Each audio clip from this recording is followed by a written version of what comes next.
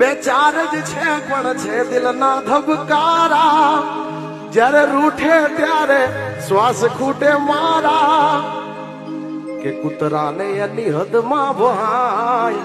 બધાથી કાંઈ વાઘ નો થવાય મૂછો રાખે કાંઈ મરદ નો થવાય જે હોય એની વાહે ફરાય અને પછી ચેતી જાજો ચૌદશી આવો દોઢા થાશો નહીં આ બેઠા બેઠા લોકેશન કાઢી લઈએ ભાઈ તમારી હદમાં રહેવું બોર્ડર ક્રોસ કરવી નહીં